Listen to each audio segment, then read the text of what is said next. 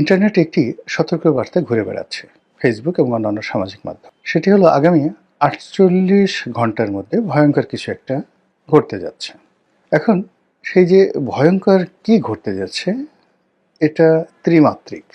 তিনটি আশঙ্কাকে কেন্দ্র করে এক ধরনের ভীতিকর পরিবেশ এবং পরিস্থিতি তৈরি করা হচ্ছে। প্রথম ভীতিকর যে পরিবেশ পরিস্থিতি যারা বলছে, তারা বলার চেষ্টা করছে যে উসমান হাদির যে হত্যাকাণ্ড, তার দাফন কাফন তো হয়ে গেল, এরপর টার্গেট কে? ইতিমধ্যে বিভিন্ন রাজনৈতিক ব্যক্তিবর্গ যারা আছেন তারা নিজেদের আশঙ্কা ব্যক্ত করেছেন। যারা তরুণ নেতৃত্ব রয়েছেন প্রার্থী হিসেবে রাজনীতির ময়দানে, তারা ঘোরাফেরা করতে গিয়ে নানা রকম আশঙ্কার কথা তারা বলার চেষ্টা করছেন এবং তারা ভয় পাচ্ছেন যে আগামী ৪৮ ঘন্টার মধ্যে অনাকাঙ্ক্ষিত একটা ঘটে যেতে পারে তাদের জীবনে, রাজনৈতিক অঙ্গনে এই অনিশ্চয়তা। আরেকটি গ্রুপ বলার চেষ্টা করছে নানা রকম প্রচার এবং প্রোপাগান্ডা যে নতুন একটি বিপ্লবী সরকার আসছে এবং ৪৮ ঘন্টার মধ্যে সেটা হয়ে যাবে, এবং অনেকে বিপ্লবী সরকারের প্রধান রূপে কে হবেন ইত্যাদি ইত্যাদি নানা রকম ফটোকার্ড তৈরি করে সেটা এমনভাবে প্রচার করছেন, এবং এটা মানে আমার দেশ সম্পাদক মাহমুদুর রহমান সাহেবকে সেই সরকারের প্রধান করে আমার দেশের ফটোকার্ড ব্যবহার করে একটি গ্রুপ এটা প্রচার করছে, এবং আমার দেশ তাদের যে ভেরিফাইড পেজ আছে সেখান থেকে বলার চেষ্টা করছেন যে এটা অপপ্রচার, এই ধরনের কোনো সংবাদ আমার দেশ দেয়নি এবং আমার দেশ সম্পাদক এই রকম কোনো কর্মকাণ্ডের মধ্যে জড়িত নন। বোঝার চেষ্টা করুন। আরেকটি গ্রুপ বলার চেষ্টা করছেন যে জনাব তারেক রহমান সাহেব যেন না আসতে পারেন, এই জন্য আগামী ৪৮ ঘন্টাতে এমন কিছু ঘটানো হবে যাতে করে বিএনপি ভয় পেয়ে যায়, তারেক রহমান সাহেব ভয় পেয়ে যান। এই গ্রুপের দ্বিতীয় যে অপশন সেটা হলো আগামী ৪৮ ঘন্টায় এমন কিছু করা হবে, সেক্ষেত্রে যদি প্ল্যান এ, মানে তারেক রহমান সাহেব আসবেনই না, এটা হলো প্ল্যান এ, যদি প্ল্যান এ ফেল করে অর্থাৎ তারেক রহমান সাহেব তারপরও আসেন, তাতে করে তার সেই আগমনী এটি যেন আনন্দমুখর না হয়, তার অনুষ্ঠানে যেন লোকজন না যায়, ঢাকা শহরে যেন কাউন্টার একটা অবস্থা থাকে, এরকম একটা দৌড়াদৌড়ি অবস্থা শহরে যেন তৈরি হয়। এই জন্য নানা রকম যাকে বলা হয় খবর ছড়িয়ে প্রোগ্রামের কথা বলে যে সকল বিভ্রান্তি তৈরি করা হচ্ছে, সেখানে একটা ডেডলাইন ৪৮ ঘন্টা হিসেবে বলা হচ্ছে।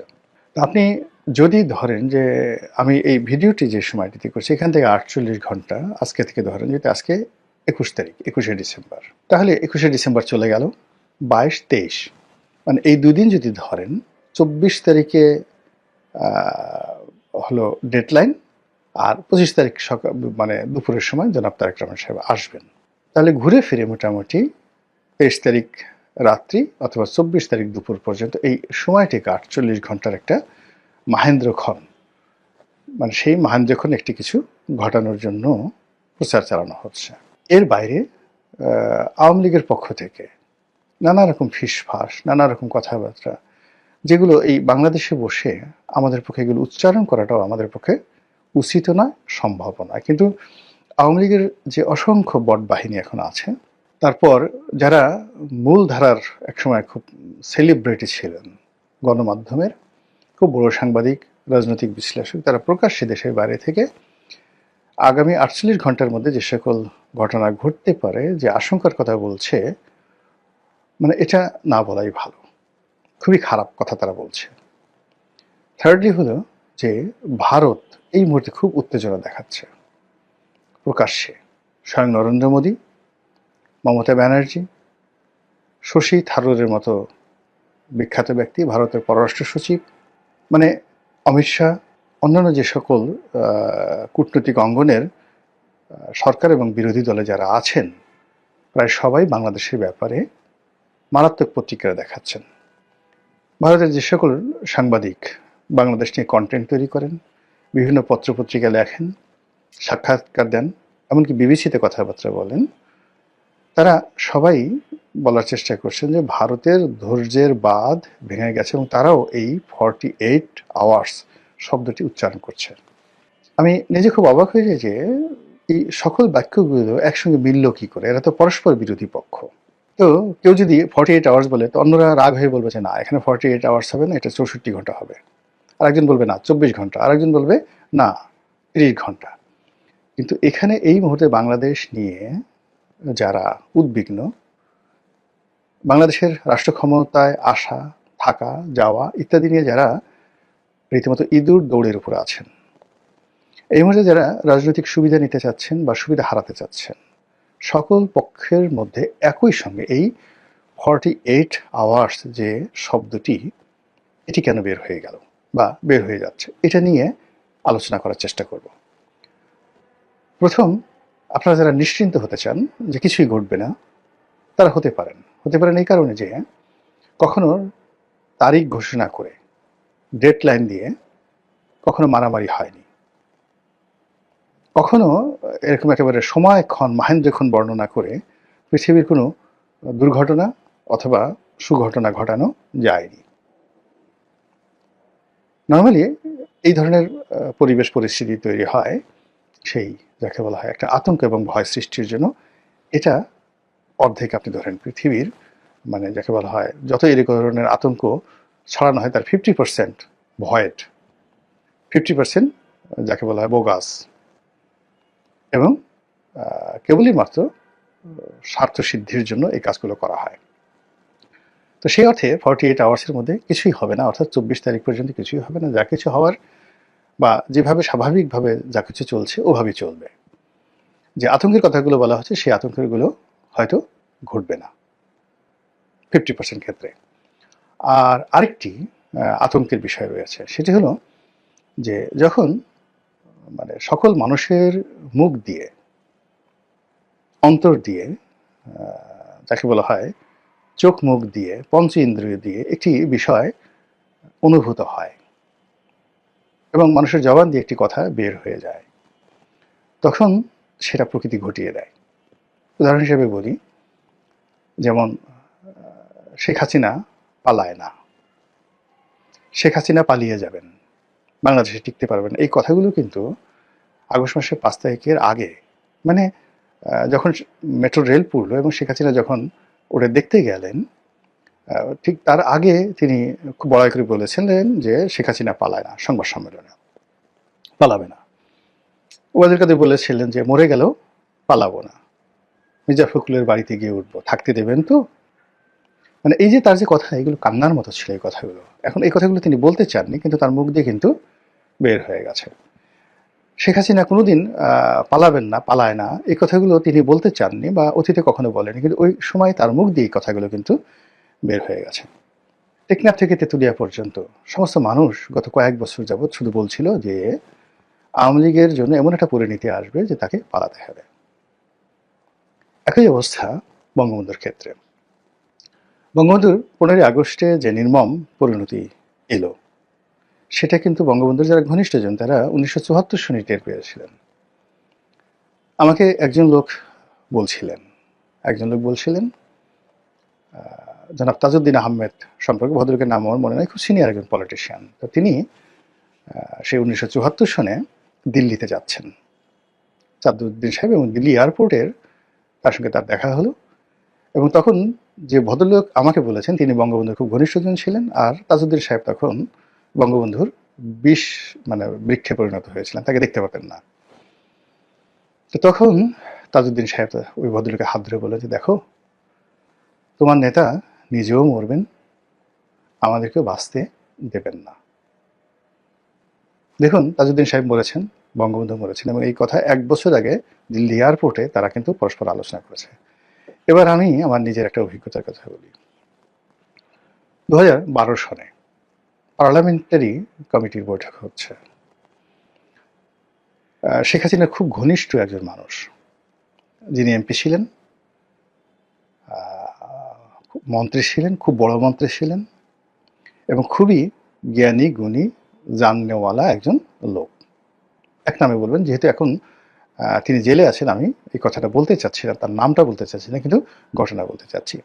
তো 2012 সনে শেখ হাসিনা বক্তব্য দিচ্ছেন, কথাবার্তা বলছেন, এবং তার কথাবার্তার মধ্যে স্পষ্টতই ওই সময়টিতে জিদ প্রকাশ পাচ্ছিল, অহংবোধ প্রকাশ পাচ্ছিল, এবং তিনি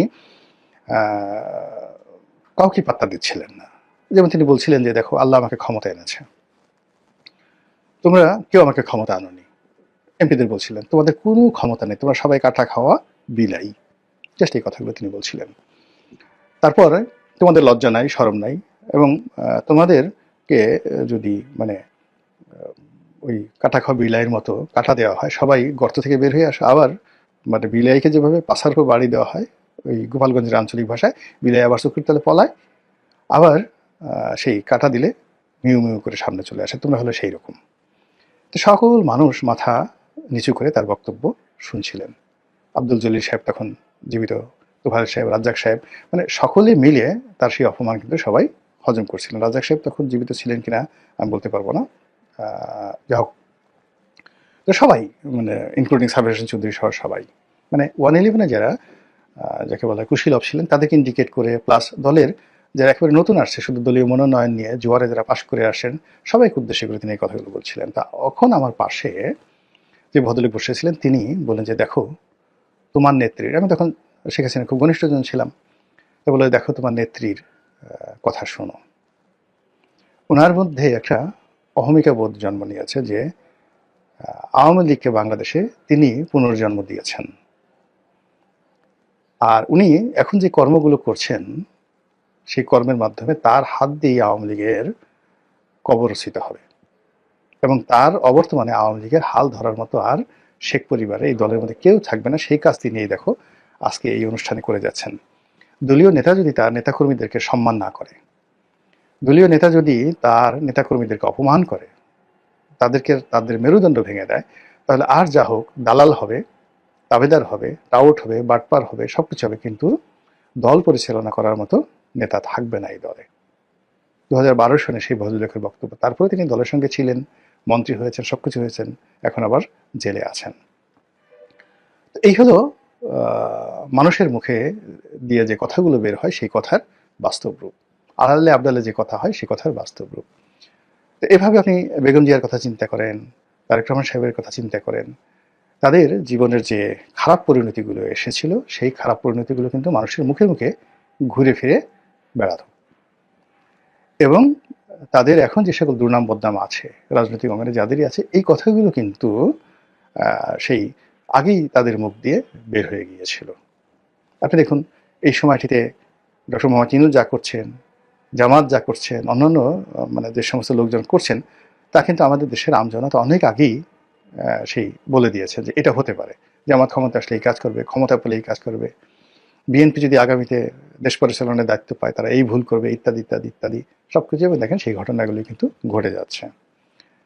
সেক্ষেত্রে 48 ঘন্টার যে টাইম ফ্রেম, এই টাইম ফ্রেম নিয়ে যখন 18 কোটি মানুষের যে বিরাট অংশ, সচেতন অংশ, তারা একই চিন্তা করবে, একই আতঙ্ক অনুভব করবে, এবং একই বিশ্বাস দ্বারা লালিত হবে, এবং তারা মনে করবে এরকম একটা কিছু ঘটা আসলে উচিত, মানে ঘটতে পারে, কিন্তু সেটা যে উচিত, ইট শুড বি, এটা দরকার, এটা প্রয়োজন, 48 ঘন্টা কিছু একটা ঘটা দরকার। এই জিনিসগুলো যখন মানুষের মধ্যে আসবে, অর্থাৎ তারা বর্তমান অবস্থা নিয়ে সন্তুষ্ট নয়, দুর্বিষহ সময় পার করছে, তাদের চোখের সামনে যা কিছু দেখছে, অল্টারনেটিভ যা কিছু দেখছে, সেই অল্টারনেটিভ বিষয়গুলো তাদের ভালো লাগছে না।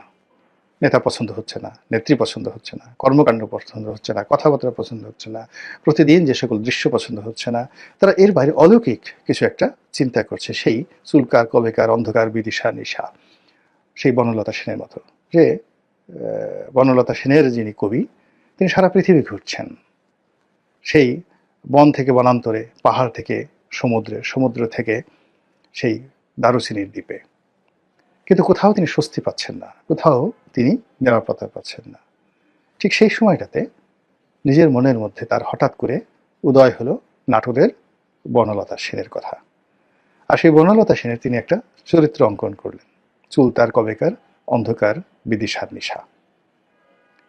এই হলো মানুষের কল্পনার শক্তি। তো এখন আপনি যদি আপনার আশেপাশের যে কোনো ঘটনা দ্বারা স্বস্তি না পান, কাউকে আপনার ভালো না লাগে, এবং অল্টারনেটিভ যে জিনিসগুলো, plan A B C D যা কিছু আসুক না কেন, কোনোটার মধ্যে আপনি স্বস্তি শান্তি খুঁজে পাচ্ছেন না, তখনই আপনি অলৌকিক কিছু চিন্তা করেন, নেতিবাচক অথবা ইতিবাচক। অনেক সময় মানুষ বলে যে আমার মরে যাওয়া ভালো, এর সাথে আল্লাহ তুমি আমাকে নিয়ে নাও, আল্লাহ গজব নাজিল হয়ে যায়, বেঁচে থেকে লাভটা কি। এইরকম যখন মানুষের জীবনে মানে আকাঙ্ক্ষা জাগ্রত হয়, জাতিগতভাবে সমাজ পরিবার এই ধরনের অভিশাপগুলোকে যখন তারা আহ্বান করে, তখন ঠিকই এই পৃথিবীতে সেই অভিশাপ কিন্তু ঘটে যায়। বহু নজির আছে। মহান আল্লাহ আমাদের সবাইকে হিদায়াত দান করুন এবং আমাদের জন্য যেটি কল্যাণকর সেটি আল্লাহ রাব্বুল আলামিন আমাদের জন্য বরাদ্দ করুন।